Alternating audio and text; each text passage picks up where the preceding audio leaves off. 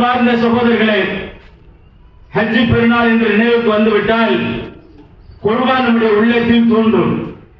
ஹஜ்ஜி பெருநாளுடைய நோக்கமே ஒரு குடும்பத்தினுடைய தியாகம், ஒரு மிகப்பெரிய தியாகம் செய்வதனுடைய விளைவுதான் இன்றைக்கு ஹஜ்ஜி பெருநாளை நம் பெருநாளாக கொண்டாடி கொண்டிருக்கிறோம். ஆனால் இந்த பெருநாளில் நாம் செய்ய வேண்டிய கடிப்படையான தியாகம் இருக்கிறதே, அந்த தியாகம் மிகப்பெரிய தியாகம். எந்த அளவுக்கு என்று சொன்னால், நாம் இப்போது தொழுகை முடித்த பிறகு செய்யக்கூடிய காரியம் இருக்கிறதே, அந்த காரியம் இறைவனுக்காக செய்கிறோம் என்ற உள்ளம், இறைவனுக்காக செய்ய போகிறோம் என்ற தியாகம். யாருக்காகவும் செய்ய போறது கிடையாது, யாருடைய பெருமைக்கும் பகட்டுக்காக செய்ய போறதில்லை. எதற்காக அழுத்து பலியிடுகிறோம்? அல்லாஹ்விற்காக, அல்லாஹ்வுடைய இறையச்சத்தை அடைவதற்காக, அல்லாஹ்வுடைய அன்பை அடைவதற்காக இந்த தியாகத்தை முற்படுகிறோம். குர்பான் என்று வந்துவிட்டால் இந்த குர்பானுடைய நிலைப்பாடுகள் இந்தியாவில் நாம் வாழக்கூடிய இந்த பகுதியில், நாம் வாழக்கூடிய நாட்டில் என்ன நிலை ஏற்பட்டிருக்கு தெரியுமா? பல வருடங்களுக்கு முன்பாக ஒரு ஹாஃபில் மதரசாவில் ஓதிக்கொண்டிருந்த ஒரு மாணவன் டெல்லியில பயணத்தை முற்படுகிறான். ஒரு ஹாஃபில் இந்த பையன் பயணத்தில் டெல்லி எழுச்சினா வீட்டுல அம்மாட்ட சொல்லிட்டு போறான், துணி எடுத்து வந்துடுறோமா அப்படின்னு. டெல்லியில போன பையன், டெல்லிக்கு இப்ப துணி எடுக்கலாம்னு போன பையன் பால் வரல. அம்மா எதிர்பார்க்கிறாங்க, போன பையனை காணுமே, என்ன ஆச்சு ஏதாச்சுன்னு தெரியல அப்படின்னு எதிர்பார்த்து கொண்டிருக்கிறார்கள். பையனுடைய ஜனாசா மட்டும் வருகிறது, பையனுடைய ஜனாசா வருகிறது. இதனால் பையன் துணி எடுக்க போன பையன் ஹஜ்ஜி பெருநாளுடைய நேரத்தில் நடந்தது. எந்த அளவுக்கு கொல்லப்பட்டா தெரியுமா அந்த சகோதரர்? ஒரு ஹாஃபிலுங்க, குர்ஆனை மனனம் செய்து 3 வருடங்களாக தாய் தந்தையை பிரிந்து 3 வருடம் மதரசாவில் ஓதி குர்ஆனை மனனம் செய்த அந்த தோழர் கொடூரமாக கொலை செய்யப்பட்டிருக்கிறார். கொலை செய்த இடத்திலே காரணம் கேட்ட என்ன தெரியுமா? மாட்டுக்கறி வைத்திருந்ததனால் இந்த பையனை கொலை செய்து விட்டோம். நில ஒரு மாட்டுக்கறி சாப்பிடுறதால பிரச்சனையா? மாட்டுக்கறி வைத்திருந்ததா பிரச்சனையா? எவ்வளவு பெரிய பின்னோக்கத்தில் நாம் சென்று கொண்டிருக்கிறோம் என்பதை பாருங்கள். இன்னும் என்னென்ன தடையெல்லாம் வரப்போகிறது என்பதை பாருங்கள். இது மட்டுமல்ல, யூபியில பாருங்க, உத்தரப்பிரதேசத்தில் அஹலாக் என்ற ஒரு சகோதரர், அஹலாக் என்ற சகோதரர், அந்த சகோதரர் என்ன செய்கிறார் தெரியுமா? வீட்டில் வைத்து அவரை அடித்து கொலை செய்கிறார்கள். காரணம் என்ன தெரியுமா? மாட்டிலே வச்சிருந்தார். அவர் கொலை செய்த பிறகு ஆய்வறிக்கை வருகிறது, அவர் வைத்திருந்த கறி ஆட்டுக்கறி அல்ல, அவர் வைத்திருந்த கறி மாட்டுக்கறி அல்ல, அவர் வைத்திருந்த ஆட்டுக்கறி. ஆனால் செய்யப்பட்ட கொலை எதற்காக? மாட்டுக்கறி வைத்திருந்தார் என்ற கொலை. அதே போல குர்பானிக்காக மாட்டு, இங்க பிரச்சனை இல்லை, நாம் வாழக்கூடிய தமிழ்நாட்டில் பிரச்சனை இல்லை. இன்றைக்கும் வட மாநிலங்களில் மாட்டுக்கறி சாப்பிடுவதில் பிரச்சனை. ஆனா மாட்டுக்கறி நம்ம மட்டும் சாப்பிடுறோமா? நம்மளோடு சேர்ந்து இருக்கிற நம் தொப்புள் கொடி உறவுகளாக இருக்கிற இந்து கிறிஸ்துவ எல்லா மக்களும் சாப்பிடுகிறார்கள். எல்லா மக்களும் பிரதான உணவே அதுதான். ஞாயிற்றுக்கிழமை நம்ம மக்கள் அப்ப எல்லாரும் கறிக்கடையில் நிற்கிறோம். எல்லா மக்களுடைய, ஏழை மக்களுடைய பிரதான உணவு. அதை அறுத்து சாப்பிடுவதில் பயங்கரமான பிரச்சனை, அதை கொண்டு போவதில் பிரச்சனை. எந்த அளவுக்கு தெரியுமா? அல்லாஹ்வுடைய தூதர்கள் பிரதானமாக நம்ம இப்ப ஆடு மாட்டை கொடுக்கிறோம். ரசூல் ஸல்லல்லாஹு அலைஹி வஸல்லம் அவர்கள் தன்னுடைய குடும்பத்திற்கு 11 மனைவிகள், கதீஜா அம்மையார் விட்டுருங்க, 10 மனைவிகள். அந்த 10 மனைவிக்காக ஒரு ஆட்டை ரசூலுல்லாஹ் குர்பான் கொடுத்திருக்காங்க, எல்லாத்தையும் சேர்த்து. அந்த 10 குடும்பத்திற்காக 100 ஒட்டங்களை ரசூலுல்லாஹ் குர்பான் கொடுத்திருக்கிறார்கள். ஆனா இன்றைக்கு நம்ம தமிழ்நாட்டில், நம்ம இருக்கக்கூடிய பகுதி இந்தியாவுல ஒட்டகத்தை குர்பான் கொடுக்க முடியுமா? இன்றைக்கு அந்த நிலை இருக்கிறதா? இப்படி ஒவ்வொரு சட்டங்களாக இட்டு நம்மளை நம்முடைய உரிமைகளை பறிமுடிக்கக்கூடிய நிலை இன்றைக்கு ஒவ்வொரு சட்டத்தின் மூலமாக வெளிப்படுகிறது. அன்பார்ந்த சகோதரர்களே, இதை ஏன் சொல்கிறேன் என்று சொன்னால், இன்னைக்கு சிந்திச்சு பாருங்க, தியாக திருநாள்.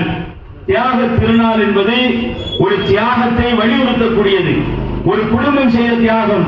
அல்லாஹ் தஆலா தன்னுடைய திருமறையில் சொல்லுகிறார், ஒரு நபியை பார்த்து அல்லாஹ் தஆலா பிரத்யேகமாக சொல்லுகிறான், ஹனீஃப் என்று சொல்லுகிறான், ஒரு சமுதாயம் என்று சொல்லுகிறான்.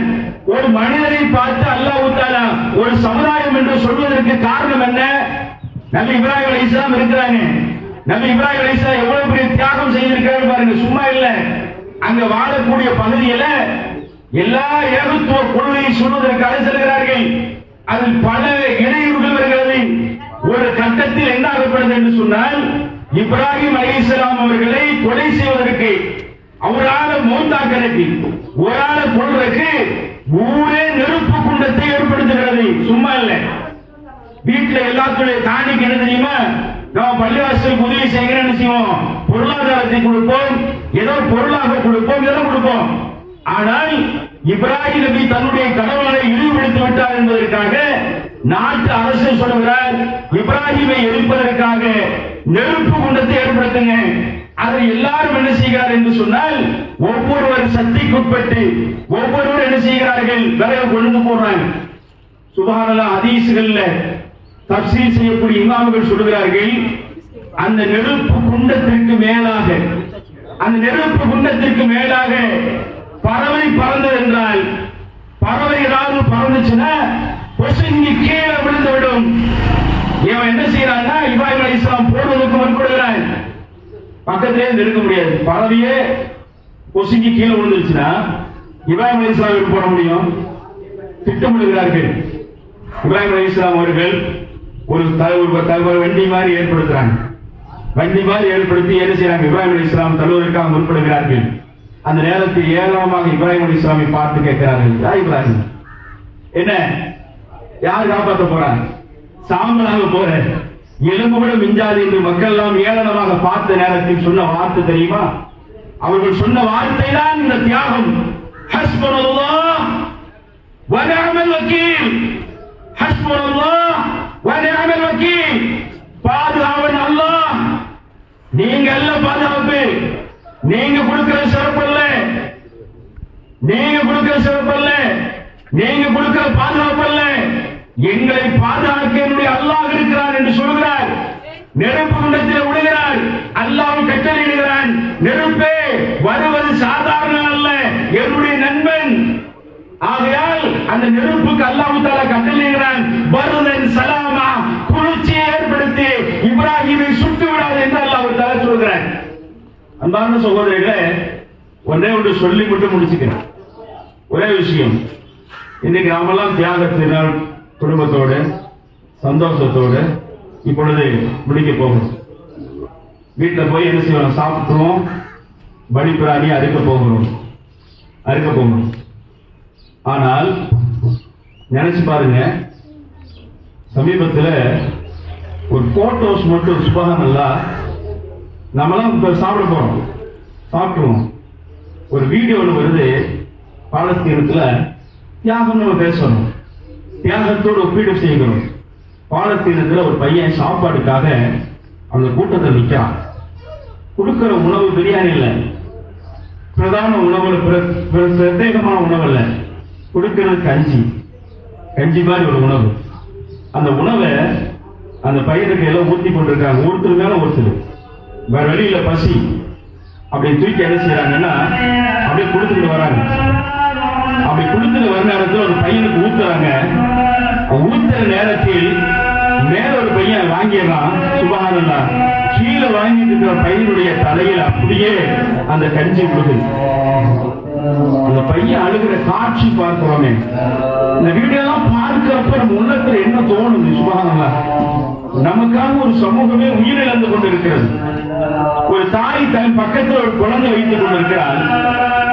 ஒரு எத்தனை வயசு, 2 வயசு 3 வயசு குழந்தை, ஒட்டி போய் இருக்கிற எலும்பும் தோளுமாக இருக்கிறது.